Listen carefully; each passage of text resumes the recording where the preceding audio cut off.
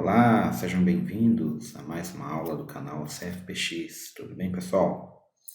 Então, vamos dar prosseguimento aí, no nosso estudo.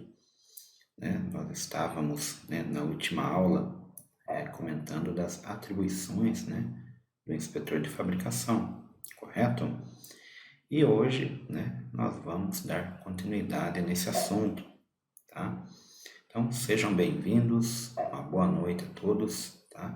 Vocês que estão chegando aí no nosso canal, não deixem aí, de deixar o seu boa noite, deixar o seu like, a sua curtida, ok? E também fiquem à vontade para compartilhar a nossa live, o nosso link, tá? O link que vocês recebem aí, vocês conseguem compartilhar, tudo bem? Então, pessoal, nós estamos aprofundando um pouquinho, tá? O nosso conteúdo, vamos, fazer uma breve recapitulação do que vimos na aula anterior, sem muitas delongas, para podermos aí, comentar um pouco mais dessa área da inspeção de fabricação. Porém, nós vamos entrar numa parte um pouco mais burocrática, que é a norma, a parte mais normativa, tudo bem? Beleza? Mesmo sistema de sempre, Tendo dúvidas, deixem, descritas no chat, nosso chat online, tá? Nós vamos estar acompanhando, a nossa equipe está acompanhando essas dúvidas, tá ok? Possivelmente essas dúvidas poderão ser sanadas na próxima aula, tá? Ou mesmo ali individualmente ou em algum outro momento, tá bom? Tranquilo aí? Então, mais uma vez, sejam bem-vindos, tá? E vamos para a nossa aula, ok? Então, na nossa apresentação aqui, nós vamos dar sequência, Estamos, na segunda aula do tópico inspeção de fabricação e equipamentos fabricados, correto?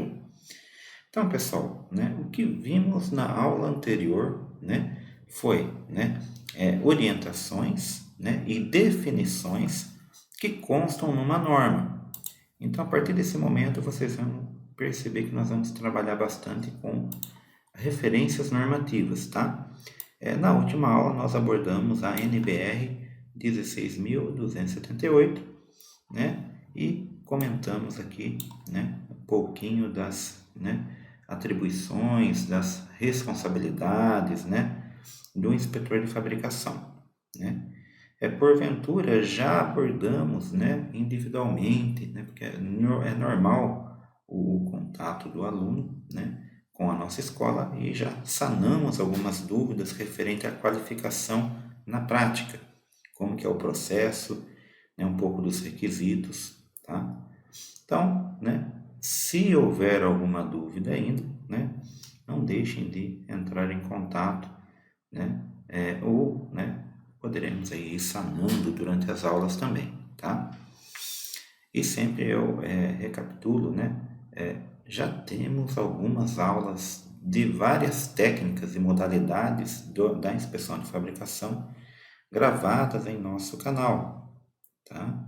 Na aula passada comentei do instrutor Lourival Louve, que já também explanou muitos assuntos referente à inspeção, tanto de fabricação quanto de dutos, tá?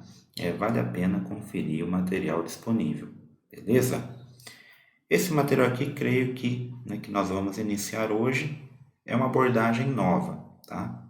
Então, muita atenção aqui, nós vamos, iniciar uma aula nova e também vai ficar no nosso canal, tá bom? Bem, ainda dentro da aula anterior, nós falamos das principais atividades do inspetor de fabricação, ok? E também falamos dos conhecimentos básicos, ou seja, da teoria que estava relacionada com o inspetor de fabricação, lembrando que muitas vezes essa teoria está relacionada com a formação básica do inspetor, normalmente é técnica, tá? Técnico mecânico, em eletrotécnica, ou alguma modalidade específica da área industrial, tá? Ok? Então, Quem não viu ainda a aula anterior, né, fiquem à vontade para, né, verificar posteriormente aí, beleza?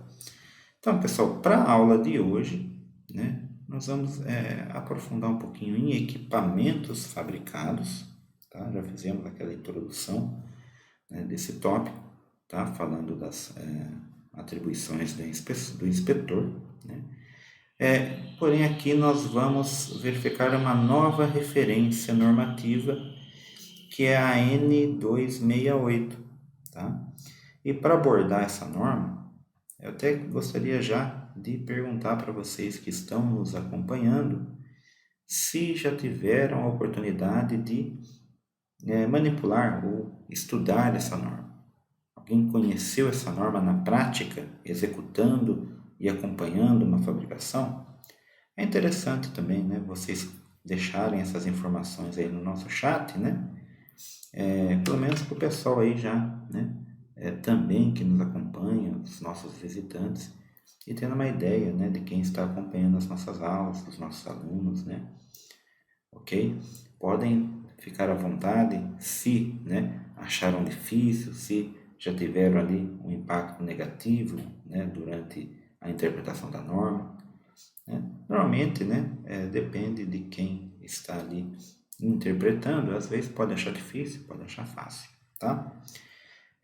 Eu vou me prender aqui basicamente no contexto da norma e vou citando algumas coisas ali que achar relevante, tá bom? Vamos lá? Então, N268, na revisão G de 2012, né? Fiquem atentos que a revisão muda constantemente, tem que estar sempre atento, tá? Esse procedimento, esse documento, essa normativa, é referente a um procedimento para a fabricação de vasos de pressão. E é mandatório, ou seja, dentro da Petrobras, essa é a referência para qualquer fornecedor que for executar essa fabricação. Então, de praxe, nós já sabemos que esse é um documento pertinente para o inspetor de fabricação. Tá? Se você se qualifica possivelmente porque quer atuar em empresas ligadas com Petrobras. E essas empresas têm que seguir essa documentação, portanto, né, é pertinente a qualquer modalidade de fabricação, tá bom? Então, né, vamos revisar um pouquinho de item por item, né?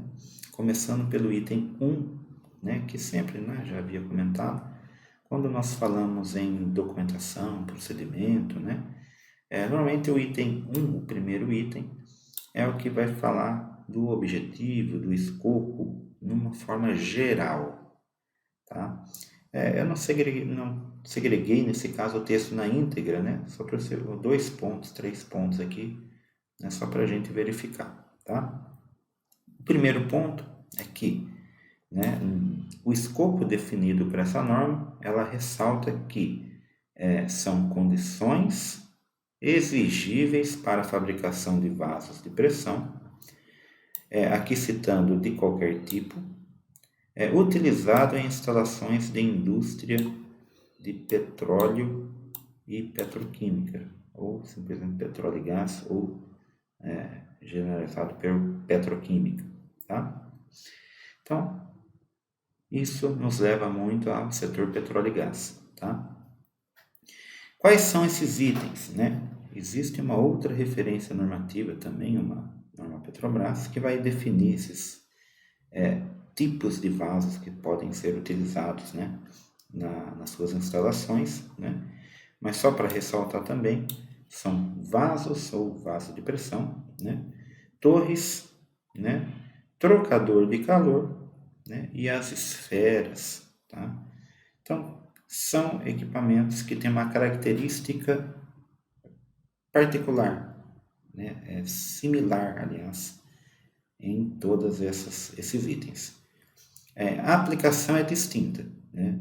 Então, o vaso muitas vezes não faz o que uma torre faz, não faz o que um trocador faz, e mesmo a esfera tem uma aplicabilidade diferenciada, tá? Mas todos são pressurizados, tá? Todos trabalham com pressão positiva, muitas vezes, né? Em alguns casos, podemos ter casos de pressão negativa, né? Porém, é até perigoso, né? Colapsar um equipamento pressurizado mais por pressão negativa do que por pressão positiva, tá? Bem, né? Nós vamos verificar com mais calma posteriormente, tá? E o outro item que fala aqui nesse primeiro item, né, da norma, N268, é a base de referência para essa normativa, né? Também tinha citado isso, né? Toda normativa tem uma referência superior, tá? Que no caso aqui é a ASME 8, né? BPVC, né? Ou seja, né, a ASME, que é específica para boilers, pressure, né, vessel code, tá? Ou seja, né, é uma norma específica para vasos de pressão, né, e traz ali toda uma norma, né, uns parâmetros construtivos, tá? Então, tenho que definir espessuras, tenho que definir cordão de solda, tenho que definir vários parâmetros para o meu vaso. Aonde que eu encontro esses parâmetros? Na ASME, e ela é uma referência adotada para a norma de fabricação da Petrobras, a N268. Tá ok? No item 2, então, né, comentamos que é uma das referências, né, que já logo é abordada no item 1, tá? Mas sempre tem um item 2 que já tem as referências normativas, né? Ok? Ou simplesmente as referências, né? Aqui são várias, essa norma, a N268, né? Ela traz várias referências normativas, né? São muitas. Por quê? A gente vai constatar que internamente a gente vai encontrar várias relações com outras normas da própria Petrobras, como se fizesse uma ramificação dessas normas, ok? Então nós temos, por exemplo, né, uma das normas que nós temos, a NR13. A NR13 é uma das normas muito utilizada em qualquer equipamento industrial, tá? Ou seja, se falou em caldeira, se falou em vaso de pressão, né? Compressores, né? Boilers, qualquer item pressurizado da indústria, comércio ou agropecuária, enfim, né? É muito ampla a aplicabilidade da NR13. Tá? Então, por isso que ela é uma referência. E o que vai distinguir a NR13 de todas as outras referências, tá? É que a NR13, se não for cumprida, ela tem peso de lei, tá? Então, né? Eu tenho algumas orientações específicas na NR13, caso alguém tenha curiosidade em aprofundá-las, tá? Está no meu canal, lá no nosso canal, algumas aulas minhas anteriores, específicas NR13, porém eu já vou ressaltar que, né, logo logo vou abordar novamente esse assunto, né, de uma maneira um pouco mais atualizada, porque a norma teve uma revisão recente, agora em 2022, tá? A base da norma não mudou muito, então é muito válido o que já foi falado anteriormente, tá?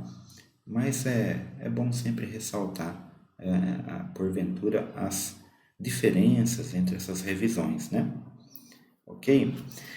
Outra norma muito utilizada, né? E inclusive muito ressaltada também nos treinamentos, né? Principalmente de inspeção de soldagem, né? É a N133, né? Que vai falar de soldagem especificamente. Ela é referenciada internamente aqui também, assim como várias outras, tá? Então, por exemplo, né? Estamos falando da fabricação de vasos de pressão. Mas beleza, aqui é a fabricação. E o projeto? O projeto é uma outra norma, tá? A apresentação do projeto. O simples fato de ter uma apresentação do projeto já gera uma outra normativa para padronizar. Entenderam que é interessante a gente ter essa parte burocrática para justamente não gerar dúvidas em nem nada, desde a fabricação, do projeto, da apresentação, de tudo, né? Inclusive, todos os itens aqui, né? É válido, né? É compensatório nós verificarmos cada um deles. Por isso que eu vou trazer todas essas referências normativas, tá? Ok? Uma ou outra a gente vai poder até aprofundar, né? Como a N133, né? Mas outras é só para vocês terem conhecimento mesmo, tá?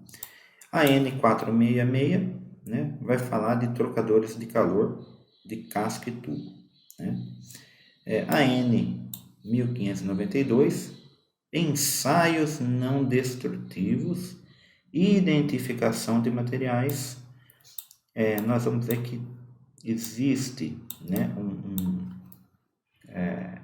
quando se fala em identificação de materiais, vocês lembram que, né, acho que eu comentei em outra aula que foi de dutos, né, que no recebimento de materiais, um dos requisitos para, né, do procedimento de se analisar o material recebido é saber o material que está sendo, né, entregue.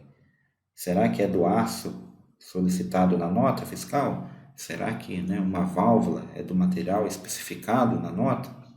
Então, porventura, podem ser realizados testes de materiais, né?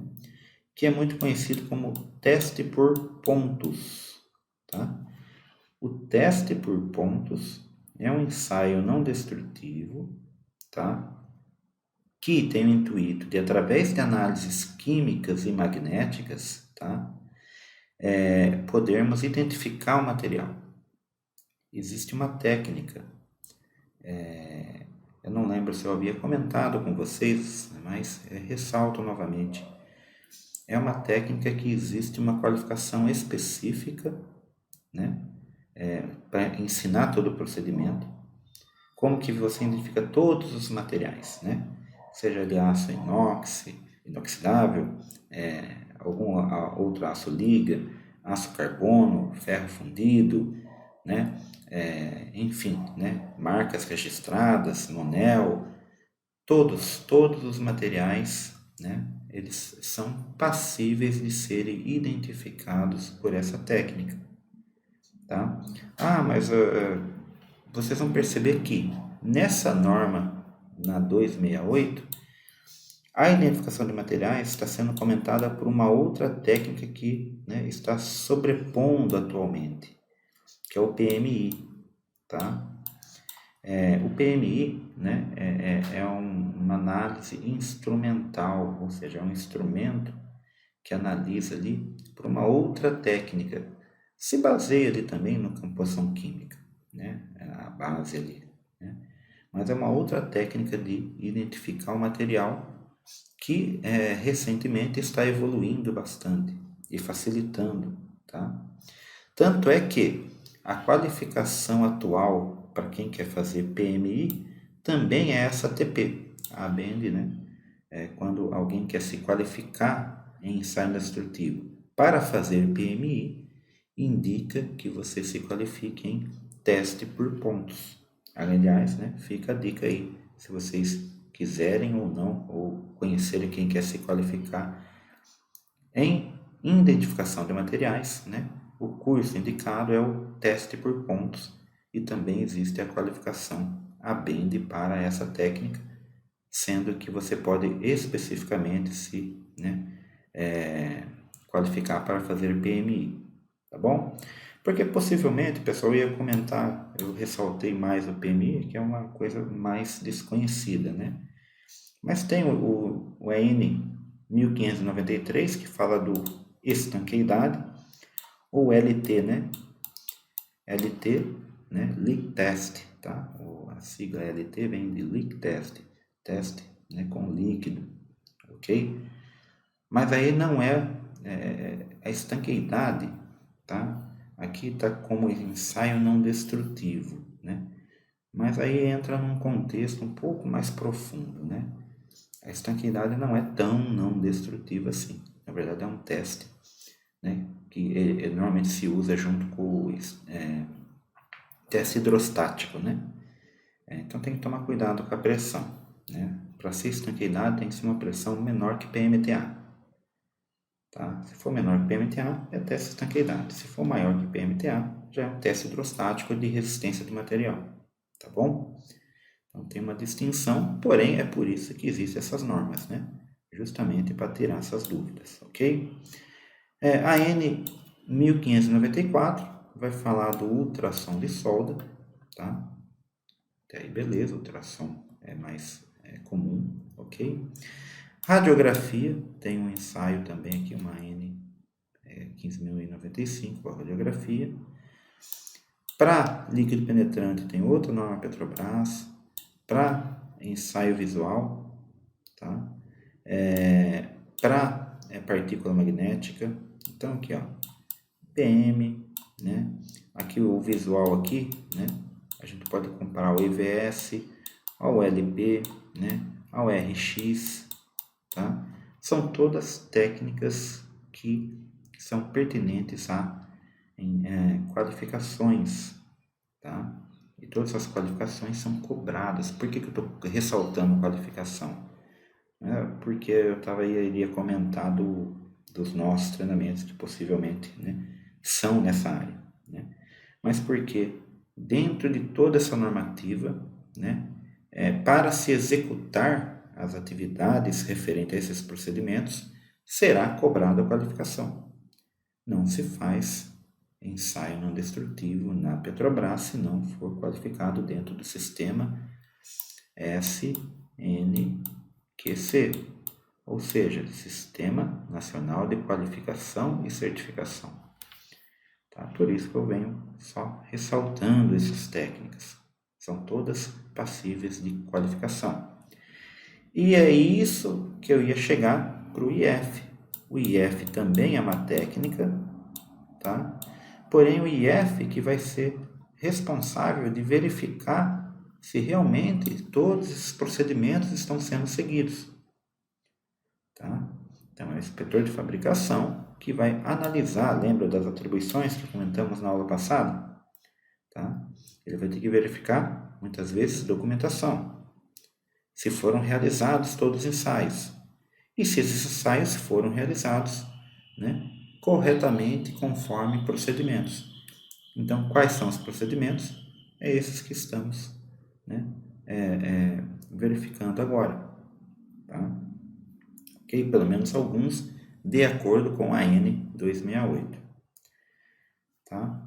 Aí temos mais ainda, né? A N 107, aliás, 1707, fala também de projeto de vaso de pressão com revestimento metálico, tá? Temos outras normas aqui que falam de descontinuidade de juntas soldadas e outras descontinuidades, né? Essa terminologia das descontinuidades, né? A gente aborda numa matéria específica que é o processo de soldagem, tá? Também temos referência disso, ok? A N 2301 vai falar de elaboração de documentação técnica, tá? Temos a Petrobras 2913, que vai falar de revestimentos anticorrosivos, ok? E aí chega, né, a abordar normas não tão específicas da Petrobras, mas um pouco mais geral, como por exemplo aqui a ABNT 14.842 é para inspetores de soldagem, né? E a 15.523 para o controle dimensional. Tá? Uma é referente à FBTS, né? Mas recapitulando, tá? Essa mesma normativa que é a 14.842, tá? Além de ser pertinente à FBTS, também é pertinente à qualificação Senai-Firjan, tá? No Rio de Janeiro, ok? A mesma base de qualificação da FBTS é a base do Senai-RJ. Se eles seguem a mesma normativa, praticamente o padrão avaliativo é o mesmo, tem a mesma validade, tá? Tem ali, né, quem defenda um, quem defenda outro, mas, né, basicamente eles estão no mesmo nível, tá bom? E ensaios não destrutivos, a 15.523, né, no controle dimensional, nós lembramos da Bend, tá? Ok? É um outro organismo também que representa o sistema SNQC. Todos esses sistemas que eu estou falando aqui, pessoal, todos eles estão enquadrados no sistema SNQC, viu? Tanto o Senai, quanto o FBTS, quanto a Bend, tem outros organismos, né? Como a Abraco, o Sebrap, enfim, tem vários organismos, tá? Tem que estar dentro do sistema SNQC para ser válido dentro da normativa da Petrobras, tá? Mas basicamente nós vimos que essas normativas estão relacionadas, né, com a qualificação, tá? Falamos um pouquinho da qualificação anterior e vimos que para a qualificação do inspetor de fabricação, né, é uma outra normativa, né, que nós vimos na aula anterior, tá? Mas a gente pode perceber que tem uma ISO aqui, né? Vamos até colocar numa outra cor. A ISO está aqui, ó, destacada em vermelhinho, né? ISO 8501-1, tá? Também é uma referência utilizada para se trabalhar, né, com essas referências internas das normas, tá? Ou seja, todo padrão absorvido por todas essas normativas derivam de uma norma internacional também, né? E bem mais geral, que é o caso da ISO, tá? Ok? Então aqui, preparação de metais, né? Para aplicação aí, né? Em tintas, por exemplo, né? Em pintura de produtos, né? Aqui no caso tem outras, né? Normativas internacionais, que eu já comentei da ASME, tá? Seção 8, divisão 1, tá? São regras para a construção de vasos de pressão, né? A ASME, divisão 2, né? São regras alternativas, tá? Para a construção de vaso de pressão, né? Tem outras ASME envolvidas aqui, né? Também. A STM, tá? Existe aí a STM, né? Define aí um padrão, né, de materiais, tá? Então temos também aqui, né, a STM com suas referências para materiais utilizados, né, na construção, tá bom? Por que eu, né, perdi um pouquinho mais de tempo para a gente verificar toda essa parte de terminologia? Essa é só uma parte da norma ali, né, que consta as orientações, as bases para se fazer a norma, tá? Depois, o contexto da norma até nem é tão complexo, né? Apesar de ter várias referências, né? É bem simples, né? Mas é uma base de consulta, né? E, né, verificação de dúvidas, né? Para tirar dúvidas sobre algo que está descrito nessa própria norma, da N268, tá? Tanto que ela traz também, né, no item 3 da norma, né, o item 1, o escopo, 2, as referências. No item 3, ela traz os termos e definições.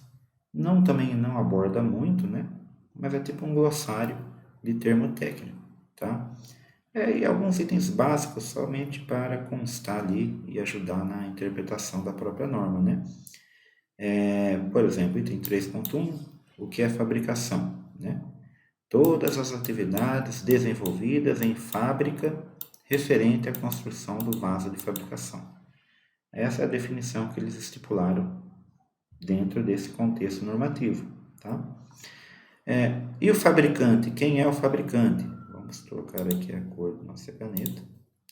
No caso, o fabricante é a empresa, ou firma, ou organização que foi encarregada da fabricação completa ou da fabricação parcial do vaso, nos casos em que houver complementação da construção no canteiro de obra, tá?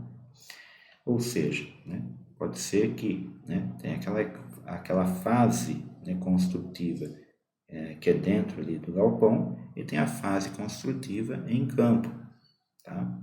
Então, o projeto, dependendo, né, do porte do equipamento, ele vai contemplar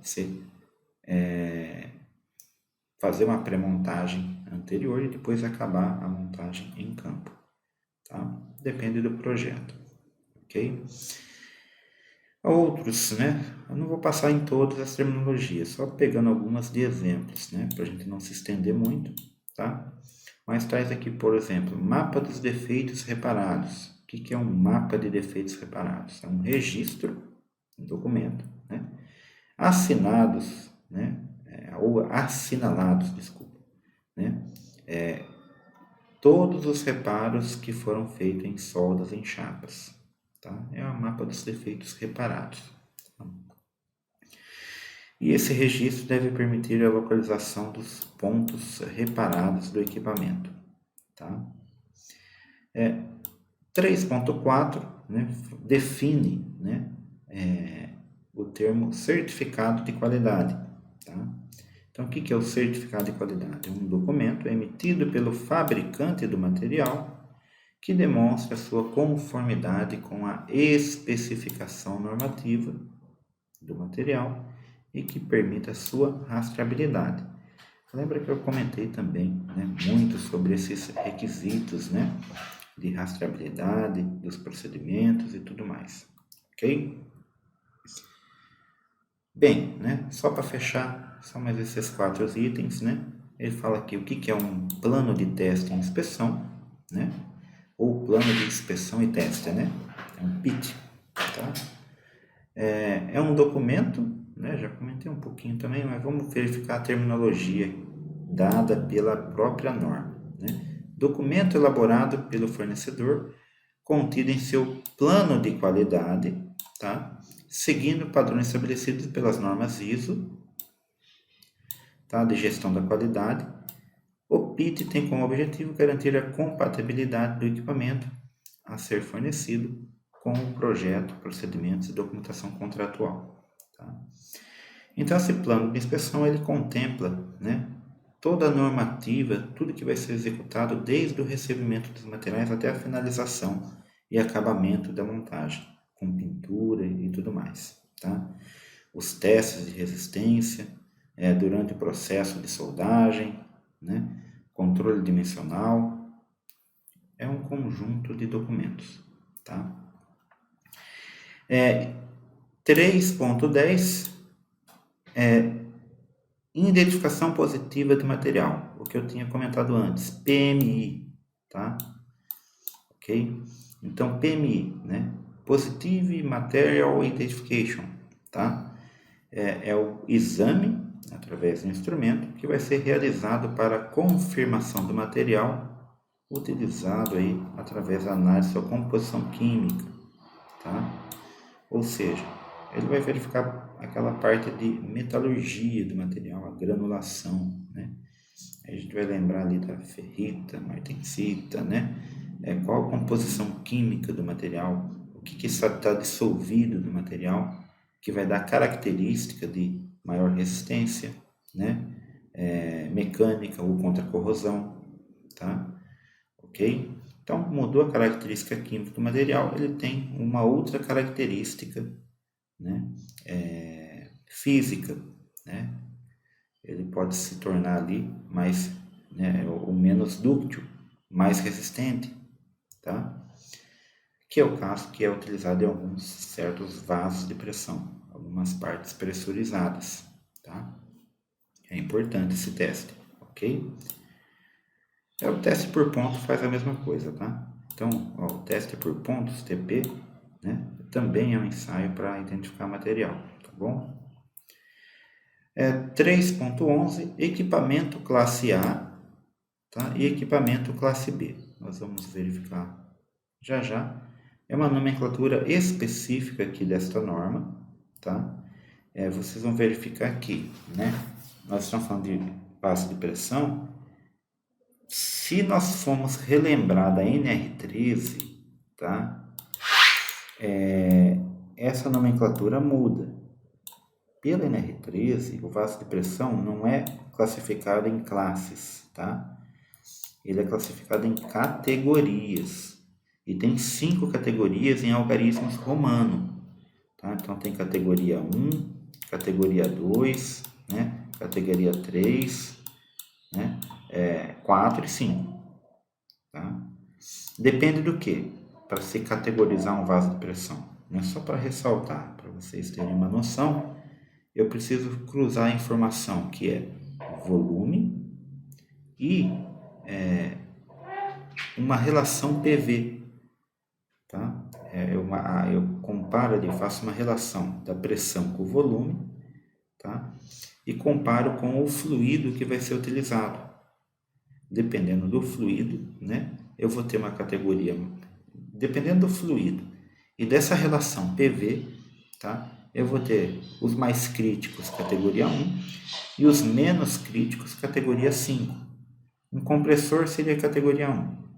Tá? Por quê? O fluido é básico, né? É ar é fluido classe C, tá? E o volume é pequeno, tá? Em metros cúbicos, né? Não dá 1 metro cúbico, raramente, tá?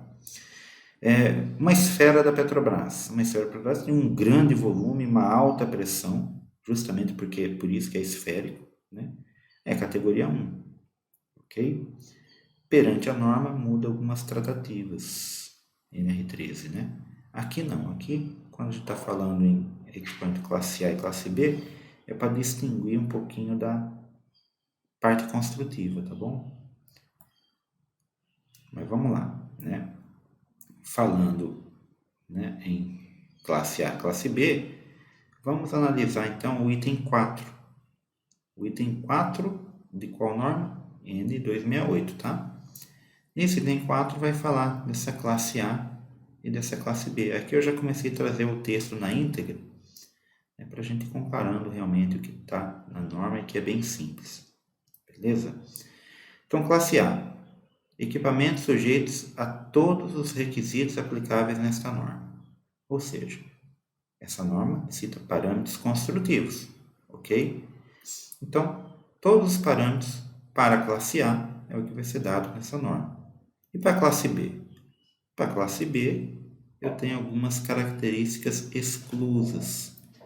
Ou seja, eu vou considerar que a classe B de um vaso de pressão, né, são equipamentos com serviço menos complexos, tá? Eles têm que possuir aqui algumas características específicas para ser enquadrado como classe B, como por exemplo o item A, né? Referente ao fluido, tá? Hidrocarboneto, né? A gente sabe que hidrocarboneto aí, né? São praticamente combustíveis, tá? Ok? Então, hidrocarboneto é justamente aquela junção ali, né?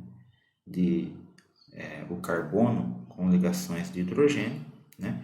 Que é a característica de plantas, por exemplo, do petróleo, né?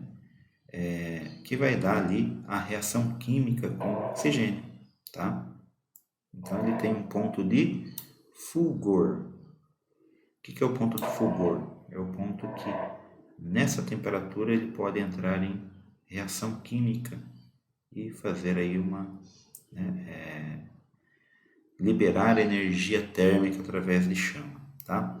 Então, hidrocarboneto de ponto de fulgor superior a 60, ou seja, eu preciso ter 60 graus Celsius de temperatura ambiente, né, para ter algum risco ali de ignição, tá?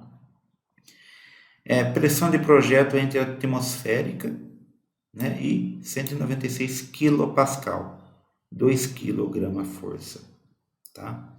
É uma pressão baixa, bem baixa, tá? Água não contaminada também entra aqui como fluido, tá? E substâncias tóxicas, porém, né? Aliás, a água não contaminada com substâncias tóxicas, tá? Não contaminada, né? Ar comprimido ou fluido não inflamável, ok? Então, vocês percebam, né, que são ali características suaves de aplicação desse vaso de pressão, tá? Ok? Mesmo sendo um hidrocarboneto, ele só pode entrar em fulgor ali, né, em queima, a partir de 60 graus Celsius, tá? E uma pressão baixa ainda. Item B, né? No item B, uma outra característica para ser enquadrado como classe B é que não seja classificado como equipamento com serviço especial. Por exemplo, né, com H2, né, ou com H2S, né, são gases tóxicos, tá? Que é o hidróxido são hidroxisulfeto, né, gás sulfúrico, tá? Que podem reagir aí em vazamento, em possíveis vazamentos, né? Tem ali características de alto risco para a saúde humana, tá? O item C, né? Não possui os requisitos de tenacidade controlada, tá? Aí é referente aí à questão mecânica do equipamento, ou seja, como que ele vai operar, tá? Ok? Como que vai ser o comportamento desse equipamento. Então, possivelmente, né, nós podemos lembrar que os equipamentos estão separados em estáticos e dinâmicos justamente por causa disso, tá? Porque existem parâmetros que devem ser controlados, tá bom? O item D, né, sejam de aço carbono sem revestimento interno metálico. O que é esse revestimento interno metálico? Aqui está falando do clad, né? Pessoal, só para ter dúvidas, caso alguém não tenha ouvido falar de materiais cladeados, tá? Eu vou fazer numa outra cor aqui. Imagine que eu tenho um material, né, de aço carbono aqui, por exemplo, né? Imagine que isso seja uma chapa, tá? Eu preciso fabricar um componente, mas esse componente, a nafta, por exemplo, né, vai corroer esse aço carbono. Eu preciso criar uma liga metálica que tem uma resistência maior à corrosão da nafta. Vou fazer uma liga metálica. Só que para eu fazer uma liga metálica com, por exemplo, né, 200 milímetros, imagina uma tubulação, 200 milímetros ali de espessura, tá? Da mesma liga vai ficar caro pra caramba, né? Então, o que nós temos de recurso? Utilizar, né, um material, uma chapa mais fina, tá? Como se fosse um revestimento do aço carbono, tá? Então, desse lado ia ficar o fluido, né? Ia passar o fluido, ia proteger o aço carbono, e o aço carbono ia me dar a resistência necessária para a pressão que eu tenho interna, ok? Então, material cladeado, é até interessante vocês pesquisarem, né, o processo de fabricação dele, né? Existe o processo de fabricação do material cladeado que é por explosão para a junção desse equipamento, e esse material é passível aí de uma inspeção, né, para verificar né, se houve mesmo essa junção do material ou se não ficou, né, porventura algum material, né, oco por dentro nessa junção, tá? É um ultrassom, né, um ultrassom de material cladeado, tá? É um procedimento específico também, tá? Bem, né, aqui um outro parâmetro para a classe B seja projetado conforme, né, a ASME 8, divisão 1, tá? E que sua fabricação não exija tratamento térmico de alívio de tensões ou radiografia total. Vai ter radiografia só em algumas juntas específicas, tá? Ok? E essas características são as características dadas direto da ASME, tá?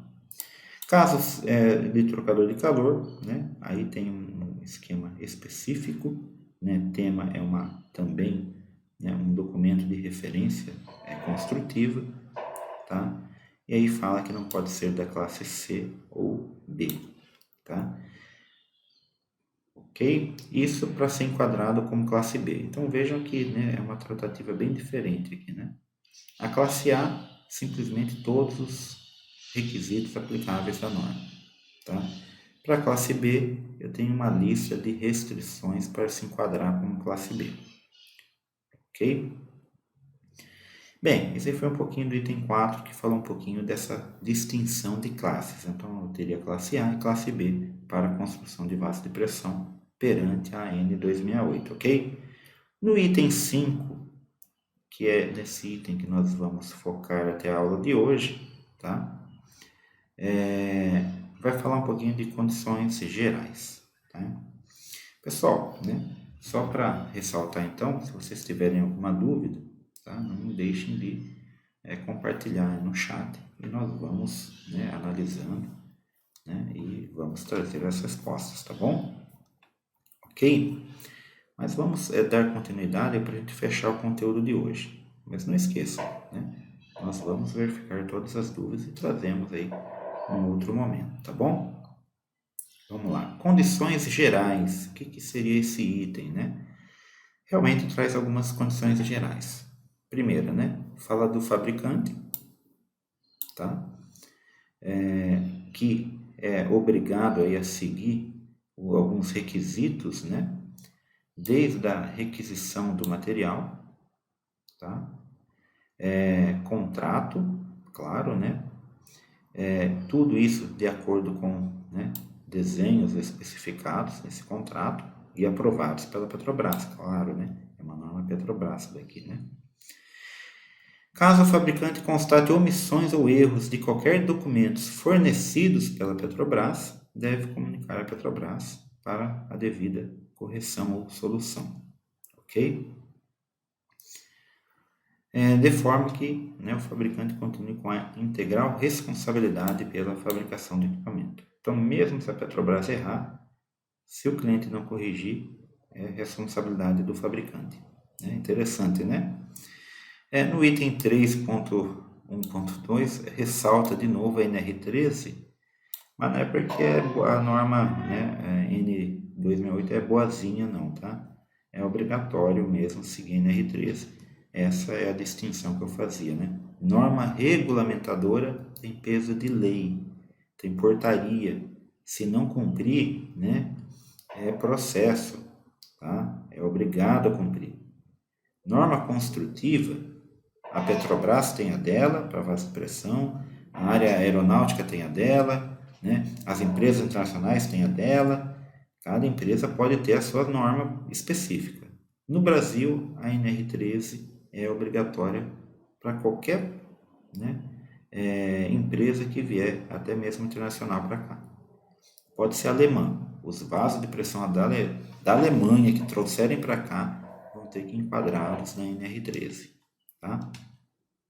Por isso que, né, é comum ali, né, principalmente a parte de engenharia mecânica, tá, fazerem as adequações NR13, os projetos de adequações, tá bom? Documentos de fabricação, né? A fabricação do vaso de pressão deve obedecer a alguns documentos de fabricação preparados pelo fabricante e, claro, aprovados pela Petrobras, né? Então, quais são esses documentos de fabricação? Primeiro, já comentado, é o PIT. Vamos verificar detalhes do PIT no item seguinte, tá? Vamos ver rapidamente esses itens, esses documentos. Então, o que nós estamos falando aqui? Lembra que possivelmente eu lembro, e acho que eu já comentei do databook com vocês, tá? Esse daqui é o que vai compor o databook. Esses documentos são os documentos que o inspetor de fabricação vai ter que verificar para montar o databook, ver se ele está montando esse databook corretamente. Então, o que vai ter que ser entregue, né, nessa fabricação? Ok? PIT, né, plano de inspeção e teste, já foi feito ali quando foi feita a contratação. Especificação técnica de compra dos materiais e consumíveis de solda e também os consumíveis ali, né, de tintas, por exemplo, tá? Procedimento de identificação e transferência de marcação de materiais. A questão da soldagem, né? EPS, RQPS, IEIS, planos de soldagem, tem uma norma específica que fala disso, e é a atribuição do inspetor de soldagem também, que acompanhar toda essa parte de documentação. Normalmente o N2 também está envolvido, tá? N2 de soldagem. Procedimento de teste de recebimento de consumíveis e solda, tá? Quando requerido, tá? Plano de execução dos testes de produção, ok? Tem a norma 2301 também, que vai falar desses planos. Os procedimentos de ensaios não destrutivos, tá? Então aqui nós vamos lembrar do LP, PM, né, ultrassom, medição de espessura, tá? Cada técnica vai ter o seu procedimento. O procedimento de PMI, né, que nós vimos que é para a identificação de materiais, tá? Procedimento de torqueamento, tá? Ou seja, né, controle da força de torques em parafusos, né? Procedimento de mandrilhagem, é outro procedimento. Procedimento de teste de vedação, estanqueidade, LT, né? Procedimento de teste pneumático, né? Se for fazer ali com ar, né? Procedimento de exame de teor de ferrita, ou seja, né, é um ensaio de laboratório. Ali a gente pode lembrar da réplica metalográfica, né? A gente vai fazer um ensaio metalográfico, tá bom? Procedimentos de exame de dureza, tá? Também envolvido ali com o inspetor de soldagem, tá? Procedimento de refratamento, tá? É um outro procedimento específico. Procedimento de aplicação de revestimento interno, né? Depende do projeto, se haverá esse revestimento interno, tá? Temos mais? Temos uma continuidade aqui, viu? Procedimento para execução de outros testes, tá? Então temos aqui que cada um, né, desses testes podem ser utilizados equipamentos, ok? Procedimentos de reparos, incluindo a forma de remoção do defeito e reparo, né, propriamente dito, e tipos de exames a serem feitos após o reparo, tá? Outro documento também que é pertinente aqui é a fabricação, né? Protocolo para exame dimensional. Lembra quando comentamos na aula anterior de tolerâncias, nas aulas anteriores, né, de controle dimensional, comentamos sobre tolerâncias. Tem que ter um protocolo para o exame dimensional também, bem como aqui, ó, procedimentos para tratamento térmico, o hidrostático, depois do hidrostático, drenagem, limpeza do equipamento, pintura, que é finalização, né, e outros itens, como até mesmo o transporte e armazenamento. Tudo isso para o item A, né? Todo o item classe A.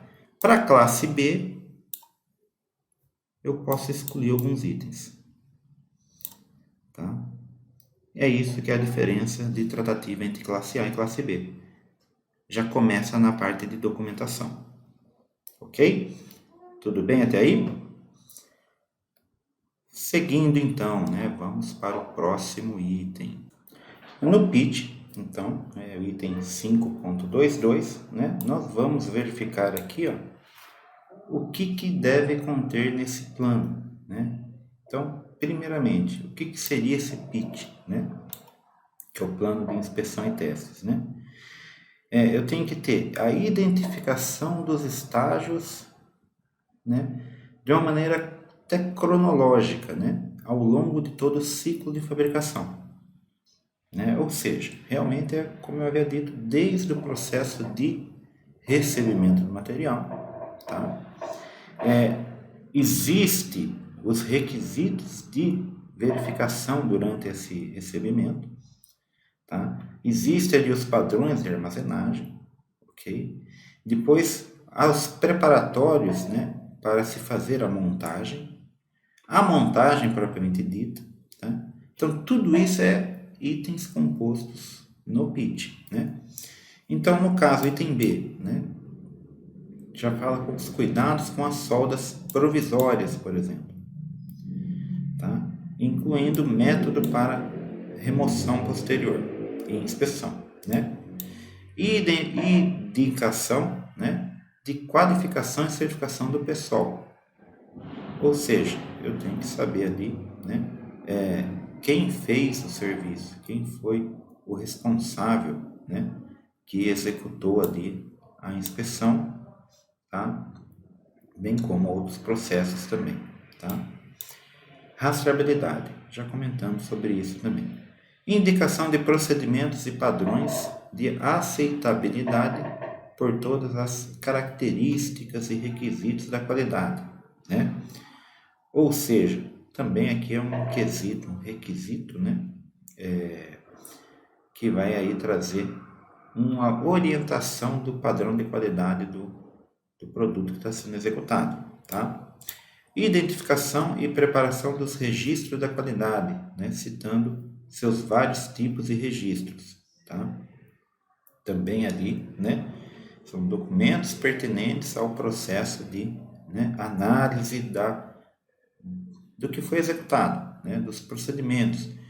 Só que aqui está escrito um pouco de forma genérica, porque normalmente esses detalhes vão vir em cima da norma específica de construção. Tá? Cada item, cada material vai ter o seu, né, as suas características. Né?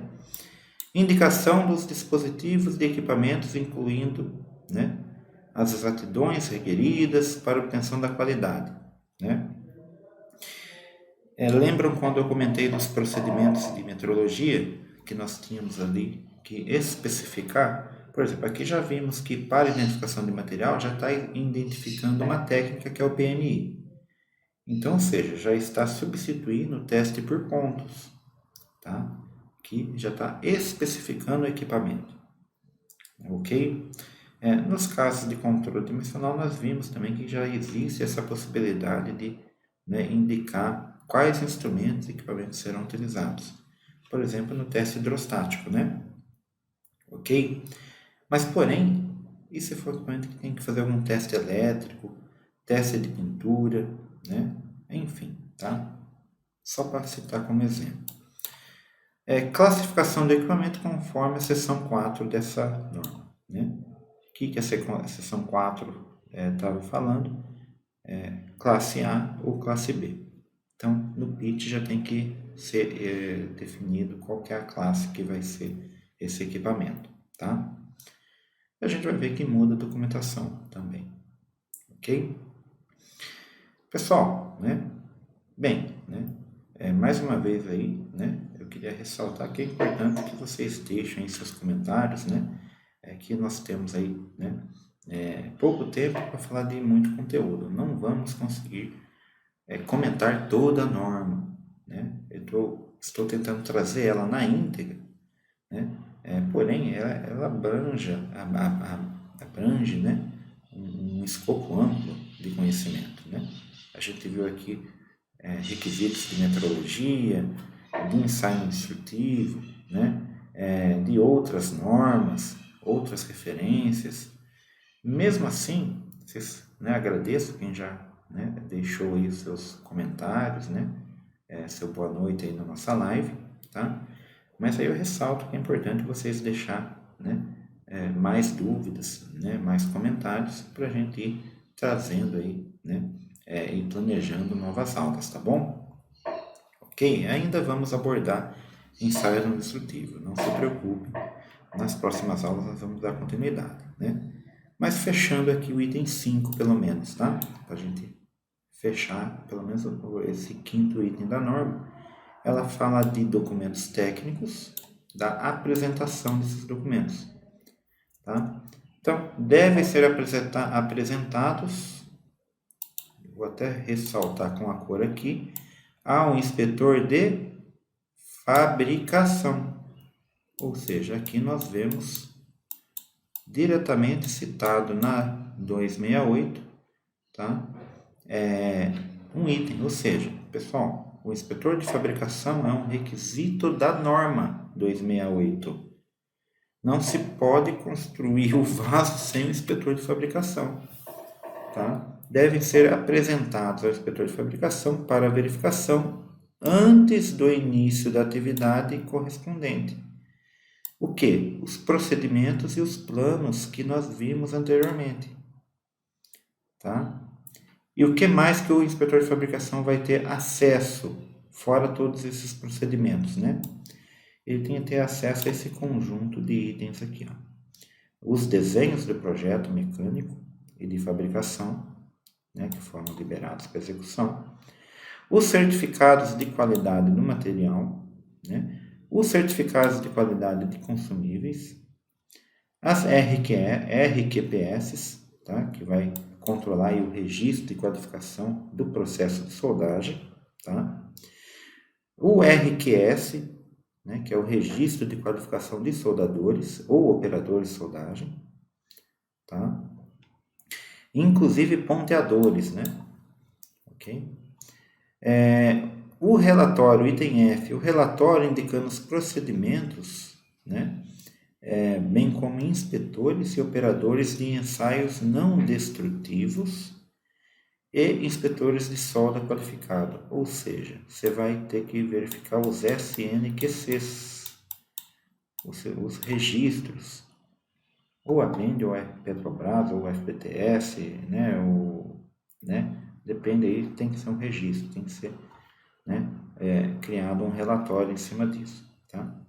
E o relatório de registro de soldagem, né, também várias referências aqui na normativa N2301. A N2301 é muito voltada para a solda, tá? Já temos referências? Sim, temos muitas referências no nosso site sobre essa normativa, tá? Ok? Futuramente podemos abordar dentro do processo de soldagem um pouco mais essa documentação, tá bom? Só para a gente dar continuidade e finalizando a aula de hoje, né? Ainda fala aqui, dentro de condições gerais, sobre o livro de documentação técnica, tá? O que seria esse livro de documentação técnica? Além dos documentos acima, né? Deixa eu apagar aqui, né? Citados anteriormente. Vamos pegar aqui uma cor verde, né? Quem está fabricando, né, o fornecedor, vai entregar um livro que é o famoso databook, tá? Esse databook, tá? Ele vai trazer aí todas as informações, tá? Além do que já foi citado, né? Pedidos de compra e serviços, né? Os desenhos e documentos de projetos mecânicos e de fabricação, que são certificados, especificações técnicas, né? E as folhas de dados indicando os materiais aí que foram utilizados, tá? Ok? Essa é a composição do databook, tá? Alguns outros itens aqui, tá? Certificados de qualidade dos materiais, tá? De partes pressurizadas, certificados de qualidade dos consumíveis e solda, mapa de rastreabilidade dos materiais e consumíveis de solda, relatório de registro dos resultados de ensaio não destrutivos, fez teste de pintura, tem relatório, né? Fez teste de controle dimensional, tem relatório, fez ultrassom, tem relatório, fez raio-x, tem relatório, tá? Desenho de localização das radiografias, mapa de defeitos reparados, relatório do PMI, tá? Se for o caso, registro de execução de testes de produção, tem uma orientação também ali, tá? Na N23.2301, tem mais ainda, né? São vários documentos, né? Protocolo de exame dimensional, informando dimensões, ou seja, um relatório de controle dimensional. Já vimos um exemplo do SPUL, né? Relatório de registro de tratamento térmico, tá? Também tem ali, né, seu link junto com a 22301, né? Relatório de teste de vedação, de estanqueidade, gera um relatório também.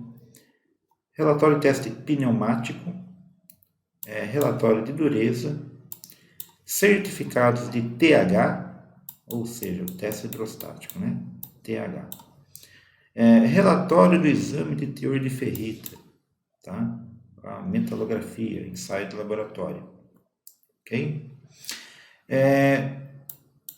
Mais itens, né? Tem bastante itens, ou seja, o book, né? O databook, né? Realmente é um grande livro de informações, né? Relatório de inspeção de revestimento, relatório de inspeção de pintura, né? Quando a gente fala em revestimento, tá? Tanto interno quanto externo. Se for com refratário, né? Também tem o relatório de inspeção. Relatórios de não conformidades, ou seja, né? Relatórios NCs ou, né, notas NCs ou não conformidades, simplesmente. Tá? Muitas vezes constam também o que aconteceu de errado ali durante o processo de fabricação. Comunicado de liberação de material, procedimentos para hibernação, ou seja, né, tem a preocupação em manter ele ali, né, em estado aquoso ou seco. Né? Ou ele tem que estar seco para não obter uma desconfiguração, né, uma corrosão, tá? Ou um processo de hibernação via úmido, tá? Onde você coloca uma água também preparada, né, para não corromper, não corroer o equipamento, tá? Procedimento de montagem no campo, né? Se ele vai ser, como que ele vai ser instalado, tá? E acabamos o alfabeto inteiro, voltamos no item AA. Arquivos eletrônicos dos ensaios não destrutivos registráveis, tá? Aí ele vai citar outros exemplos, ok? Esses arquivos, tá? Quais são esses arquivos aqui no item 5.5? Além de toda a documentação que já vimos, que são vários documentos, né? Além disso, né, pode-se ter aqui mais 2 complementos aqui, que é os registros de qualificação de soldadores, tá? E os filmes radiográficos, né? Se for ensaiado dessa maneira, tá? Muitas vezes, dentro do procedimento ASME, temos algumas, né, particularidades que é possível, né, trocar radiografia por ultrassom, tá? Ultrassom de solda, ok? Aí depende do que foi acordado no PIT. O que foi acordado no PIT vai ser referenciado com esses arquivos, tá? Beleza? Pessoal, né? É um pouco maçante, né? Eu peço a compreensão de vocês aí, né? Falar de norma, né? E um conteúdo amplo e às vezes é muito redundante, né? Espero que pelo menos vocês tenham tido uma noção da norma N268, tá? A partir do item 6 dessa norma, ela vai comentar de ensaios não destrutivos. Porém, é o seguinte, né? Nós vamos verificar na próxima aula que nesse quesito ela não é tão detalhada, tá? Aí a gente finaliza, né, a N268 na próxima aula e eu já vou começar a complementar as nossas aulas com alguns cases da área de inspeção de fabricação, inspeção de equipamentos. E, né, falamos um pouquinho de vaso, depois a gente vai, né, comentando de outros equipamentos também da área. Beleza? Então, pessoal, né, agradeço mais uma vez, né, desejo aí, né, bons estudos para vocês, ok? Deixa eu só voltar aqui com a minha tela, beleza? Fico à disposição aí, caso vocês tenham sugestões, a gente vai ainda trazer vários equipamentos, tá bom? Vamos falar ainda de tubulações, caldeiras, tanques, tá bom? E, né, eu vou dando algumas outras referências normativas. Por enquanto eu agradeço, beleza? Vocês que estão acompanhando aí, né? E não deixem aí, né, de verificarem na plataforma de estudos materiais que estão lá disponíveis também, Muitas vezes eu comentei de alguma norma que já está lá na plataforma, já está disponível para vocês, beleza? Bem, até mais então, né? Bons estudos, fiquem com Deus, tá bom?